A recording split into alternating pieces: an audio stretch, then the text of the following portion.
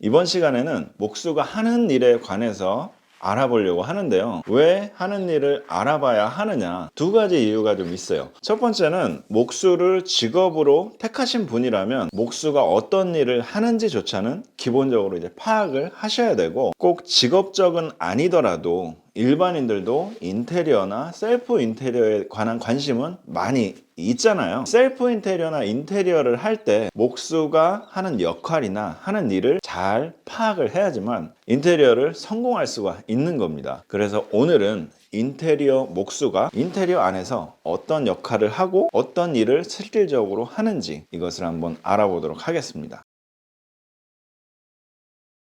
공정 안에서 목수는 어떤 역할을 할까요? 공정이라고 하면 인테리어를 진행할 때 분야별로 들어오는 전문가들이 있는데, 이걸 이제 공정이라고 하거든요. 철거, 설비, 전기, 목공, 타일, 필름, 도배, 페인트, 가구. 크게 보자면 이렇게 9가지 공정이 있는데요. 다시 투입되는 시기별로 한번 나눠보자면, 초반 공정에는 철거, 전기, 설비가 있습니다. 이 말은 뭐냐면 인테리어를 시작함과 동시에 거의 처음에 들어오는 공정을 말하는 건데요. 설비나 전기 같은 경우에도 각자의 위치에 맞게 배관을 세팅해 놓고 그 상태에서 뒤에 공정들이 작업을 해야 되기 때문에 초반 공정으로 분류를 할 수가 있고요. 저희가 중점적으로 알아보고자 하는 이 목수라는 공정은 중반에 포함이 된다라는 걸 일단 파악을 하셨죠. 목공이라는 공정이 전체적인 인테리어 과정 안에서 어떤 역할을 차지하는지 알아봐야 되는데요. 그 전에 한 가지 좀 분명하게 말씀드리자면, 안 중요한 공정은 사실상 없습니다. 인테리어 할 때 모든 공정들이 다 후속 공정에 영향을 미치고 마감에 영향을 미치기 때문에 안 중요한 공정은 없어요. 하지만 그 중에서도 특별하게 목공이 더 중요한 역할을 하는 이유에 관해서 말씀드리려고 하는 건데요. 첫 번째입니다. 일단 레이아웃을 잡아줘요. 레이아웃이라는 건 뭐냐면, 상가를 한번 예로 들어볼게요. 원하는 위치에 카운터 테이블이 있어야 되고 붙박이 의자가 있어야 되고 테이블이 놓여져야 되는데, 이런 레이아웃들을 사전에 실측을 하고 설계를 하는 과정에서 그에 맞게끔 다 레이아웃을 짜 놓은 거잖아요. 이게 그대로 현장에 적용이 돼야만 이 공사가 성공을 하는 건데, 이게 예를 들어 뭐 5cm가 틀어지거나 10cm가 틀어지거나 이런 식으로 돼버리면 안 되거든요. 5cm, 10cm가 뭐 아무것도 아닌 것 같지만 1cm로도 원하는 가구가 안 들어갈 수도 있는 거고 원하는 기구가 안 들어갈 수도 있는 겁니다. 그만큼 이 치수라는 개념은 굉장히 중요한 거고, 현장에서는 법이죠, 법. 이걸 어기면 안 돼요.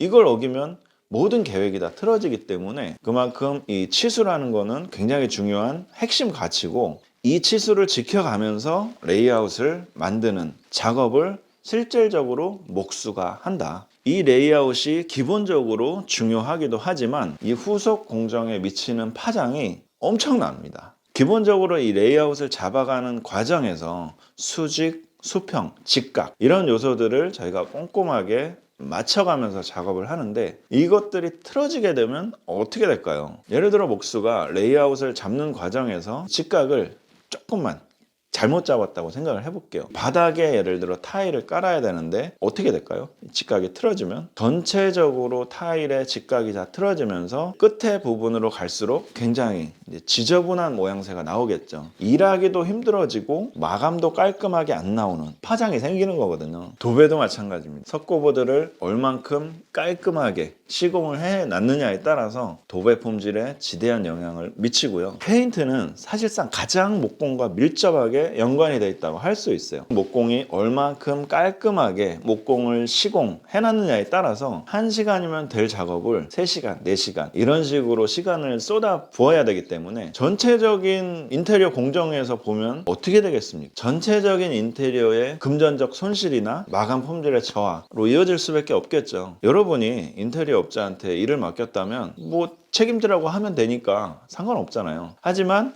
셀프 인테리어를 하신다면 어떨까요? 목수의 공정이 잘못되면 셀프 인테리어 진짜 망합니다. 돈은 돈대로 들고 정말 피눈물 흘리실 거예요. 지금까지 인테리어라는 공정 안에서 어떤 역할적인 측면으로 목공이라는 일을 한번 분석해 봤는데요. 이제는 목공의 전문 분야로 한번 봐볼게요. 인테리어 목수의 전문 분야를 크게 세 가지로 나눌 수 있을 것 같은데요. 첫째는 신축, 두 번째는 주거, 세 번째는 상가. 신축은 말 그대로 우리가 흔히 아는 레미안이나 자이, 이런 아파트들도 처음에 가면 몰딩도 붙어 있고 문도 설치되어 있고 다 돼 있잖아요. 이런 것들을 다 목수들이 하는 거거든요. 두 번째는 주거인데요. 흔히 말하는 아파트입니다. 많은 분들이 살고 계시는 아파트. 지금 만약에 아파트에 거주하고 계시다면 주변을 한번 쓱 둘러보세요. 몰딩도 붙어 있고 걸레바지도 붙어 있고 문도 달려 있고, 이런 주거 공간에서 인테리어 목공을 전문적으로 하는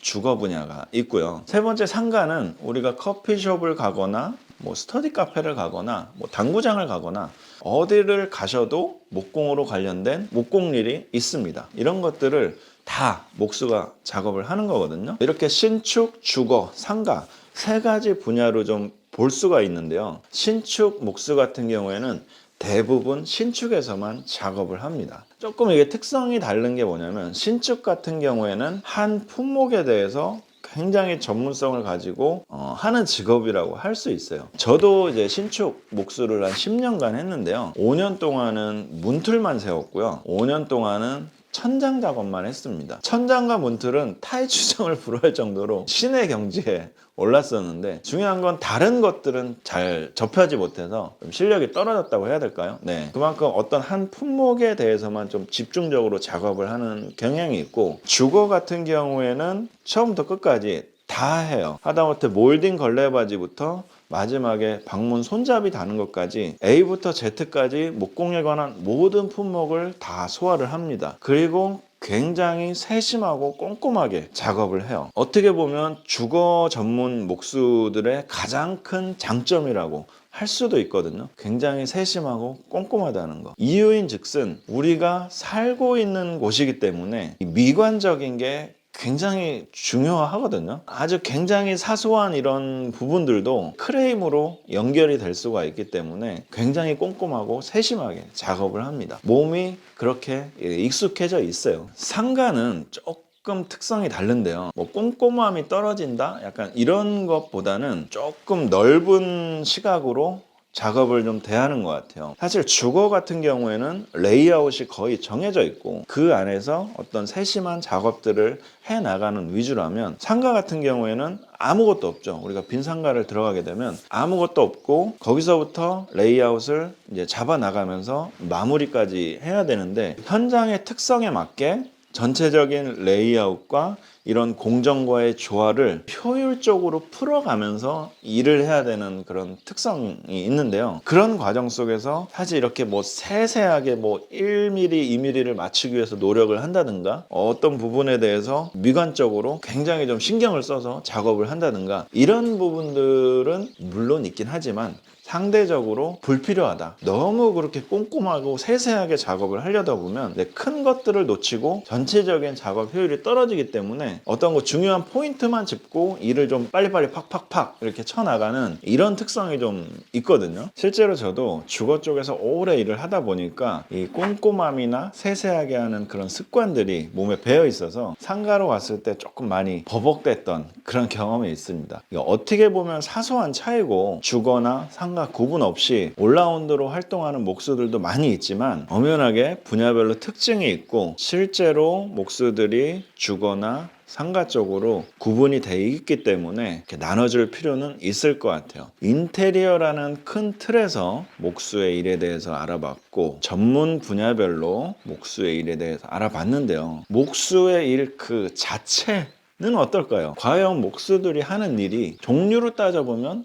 몇 가지냐? 그것도 이제 궁금할 수 있을 것 같은데요. 목수가 하는 일의 총 개수를 하나하나씩 다 따져보기는 사실상 힘들고요. 어느 정도 큰 테두리 안에서 구분을 좀 해보자면 5가지로 분류를 할 수 있을 것 같습니다. 기본 작업, 프레임 작업, 몰딩류 작업, 도어류 작업, 가구류 작업, 이렇게 나눌 수 있을 것 같은데요. 이 범주 안에서 웬만한 일들이 다 속해져 있다. 물론 세부적으로 더 분류를 하고 세세하게 항목을 나누는 건 좀 더 구체화가 필요해 보이지만, 하나하나씩 지금 이 자리에서 다 말씀드리기는 좀 시간 관계상 힘들 것 같고, 제가 목공 커리큘럼에서 나눠놓은 포스트가 있기 때문에 이 포스트를 참고하시면 좋을 것 같고, 댓글이나 더보기란에 링크를 남겨놓겠습니다. 지금까지 목수가 하는 일들은 실질적으로 저희가 몸이나 기술을 써서 하는 그런 행위 자체에 대한 일들을 좀 알아봤는데요. 그 외적으로도 목수가 하는 일이 굉장히 많고 할 수 있는 일들도 많은데, 첫 번째 인테리어 측면에서는 목수가 설계,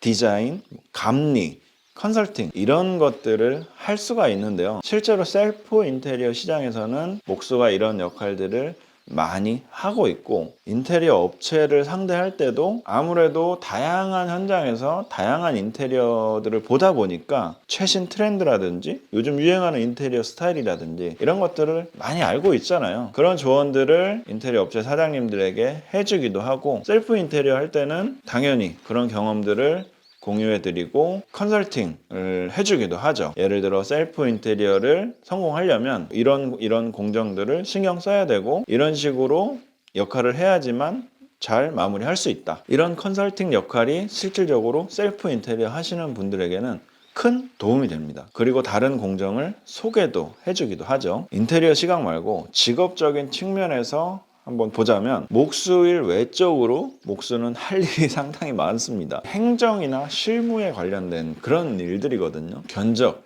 계약, 거래처 관리, 일정 관리, 인원 관리, 출력 관리, 임금 관리, 세금 관리.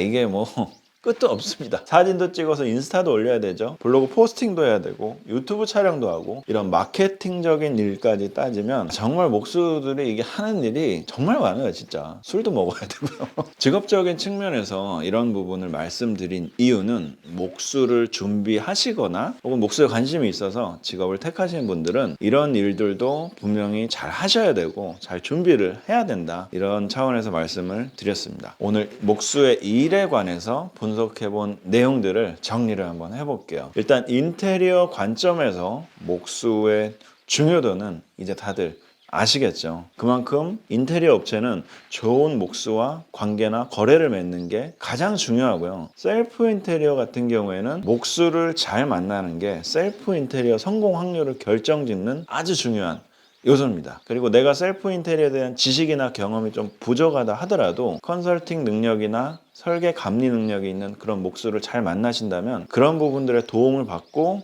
셀프 인테리어를 성공할 수 있는 거죠. 목수를 직업으로 꿈꾸는 분들의 시각에서 한번 살펴보자면, 신축, 주거, 상가 이렇게 전문 분야로 나눠져 있다는 걸 일단 잘 파악을 하시고, 내가 관심 있어 하는 분야가 어딘지, 그리고 내가 들어가려는 팀이나 조직이 어떤 분야에서 활동을 하는지 잘 파악을 하셔야 되고요. 기본적으로 분야를 이렇게 나눠라 라고 말씀드리고 싶진 않아요. 상가라든지 주거 모두 다 잘 소화할 수 있는 그런 팀이나 목수가 되는 게 바람직하다고 생각하고, 목수가 해야 될 일 외적으로 그런 실무나 행정에 관한 그런 일들도 꾸준히 준비하시면 나중에 훌륭한 목수가 되시는데 큰 밑거름이 될 수 있다, 이렇게 말씀드릴 수 있을 것 같습니다. 오늘은 목수의 일에 관해서 한번 살펴봤는데요. 다음 시간에는 목수의 종류에 관해서 한번 살펴볼 거예요. 목수가 다 같은 목수는 아닙니다. 종류가 상당히 많이 있거든요. 어떤 종류가 있고 내가 하려는 게 어떤 목수인지를 알아야 잘 직업을 선택할 수 있는 거잖아요. 오늘 시청해 주셔서 감사합니다. 다음 시간에 뵙겠습니다.